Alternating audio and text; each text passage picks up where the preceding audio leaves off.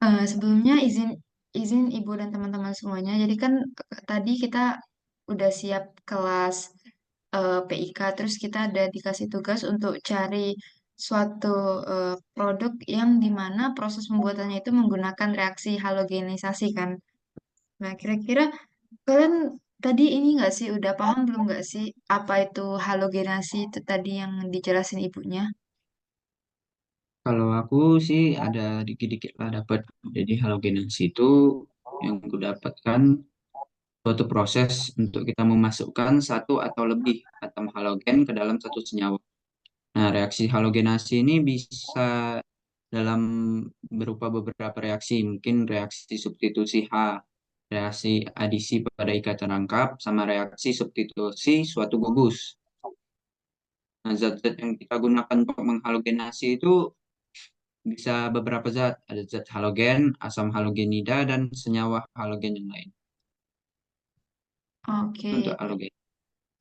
Nah, jadi tadi kan itu tentang halogenasi. Nah, kalau misalnya kira-kira produk yang yang di dalam pembuatannya itu melibatkan proses halogenasi itu kira-kira kalian ada tahu nggak produk itu produk apa, terus gimana reaksinya? Maksudnya kayak pada pembuatan apa yang melibatkan reaksi halogenasi gitu.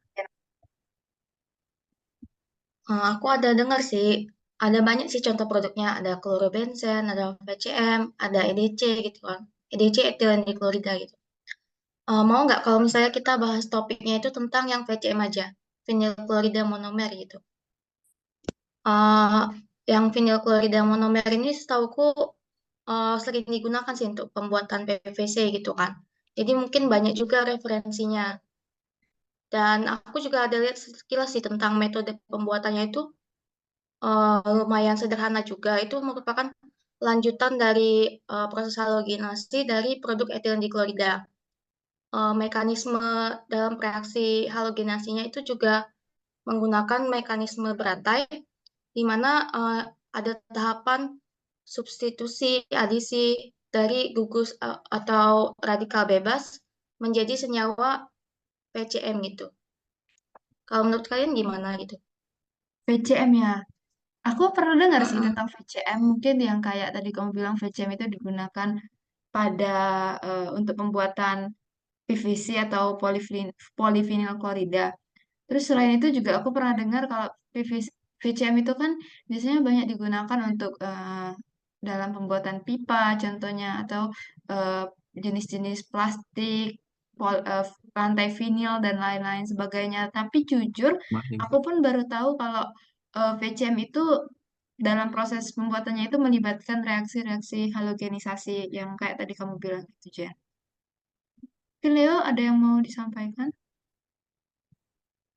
Ini kita mau buat PVC berarti ya, VCM.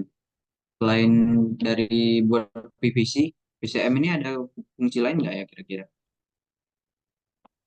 Ya itulah yang kayak tadi aku bilang kan. Jadi kalau menurutku ya, ya tadi kalau yang aku tahu kalau VCM itu ya bisa digunain untuk eh, pembuatan plastik, terus juga industri pipa, terus lantai vinil, banyak lah pokoknya banyak lah kegunaannya.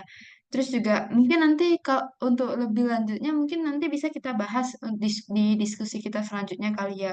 Karena kan tugasnya yang dikasih ibunya juga lumayan harus mencakup semuanya gitu loh, kayak kita harus tahu proses pembuatan VCM itu gimana.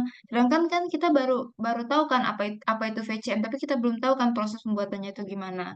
Terus juga sampai ke deskripsi produk, bahan bakunya, bahan baku sampai sifat fisik, sifat kimianya, terus kegunaannya, terus eh, alat-alat produksinya itu gimana.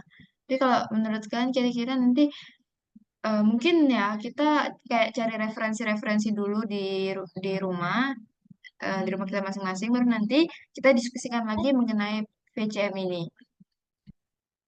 Berarti kita fixkan ya, kalau kita Ya, ngambil topik PCM. ya. Oke, makasih teman-teman buat diskusinya hari ini. Oke, makasih juga semuanya. Makasih juga. Diskusi selanjutnya.